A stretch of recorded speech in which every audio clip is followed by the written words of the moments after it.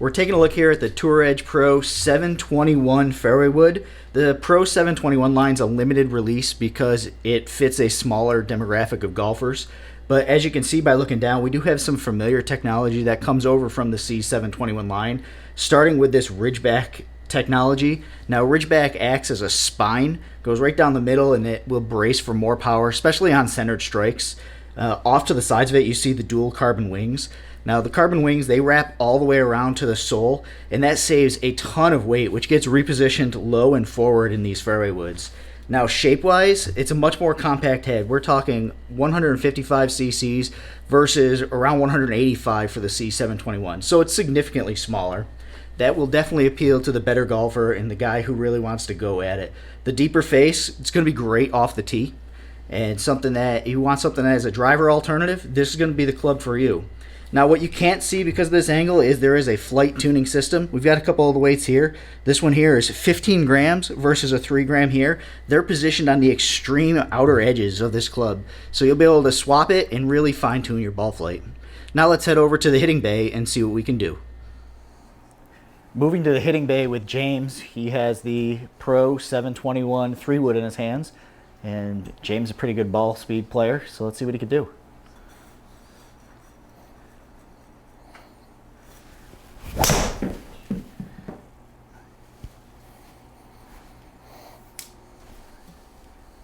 Ball's hit pretty well. Now, James, you also did play and review the C721 fairway wood.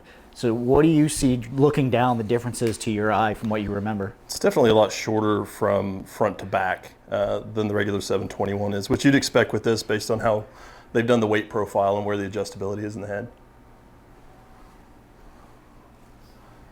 And while we're waiting for the screen to refresh, what about the face?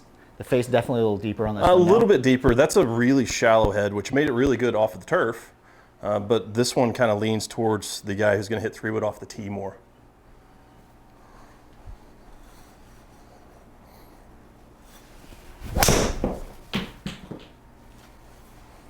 That one was hit pretty well. That one's hit pretty well, going right at the flagstick.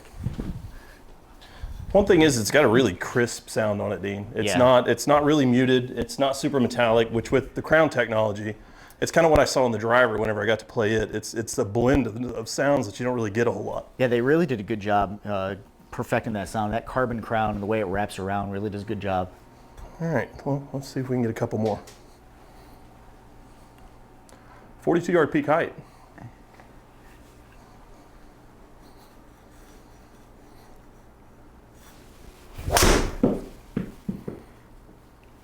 Definitely not an issue getting the ball up in the air. No, and that one was a miss. I caught that one pretty heely, so it actually spun up on us a little bit, which is, I mean, based on this profile, it's kind of what I expect to see, don't you? Yeah, because, you know, it's not really built to be that big forgiving model. That's the C line. This is the Pro, so, you know, those misses are going to spin up a little bit for you.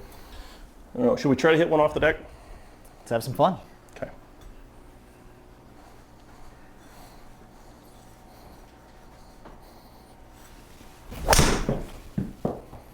Oh, tried to really get through that one hard. You got into that one. Either way, I want to see what the peak height's going to do off the deck.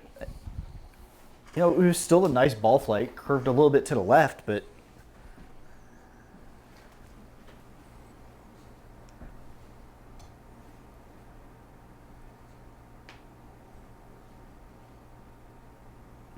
what do you think?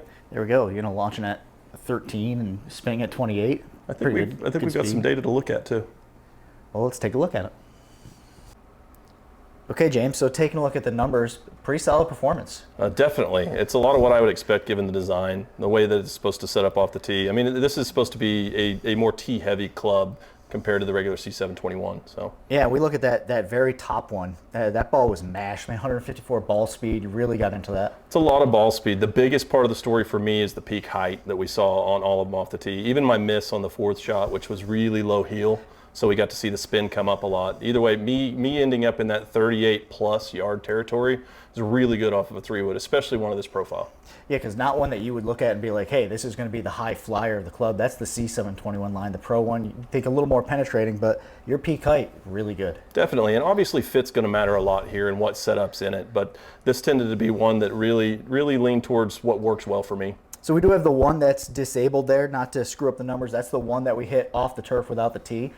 Let's talk through that one. Yeah, that was the for fun off the turf. So to see that, I expected the spin to drop down a little bit based on hitting off the deck, and it did. But still, 32 yards overall peak, pretty good distance and decent ball speed. Yeah, overall, definitely a solid performer and a pretty good fit for your game.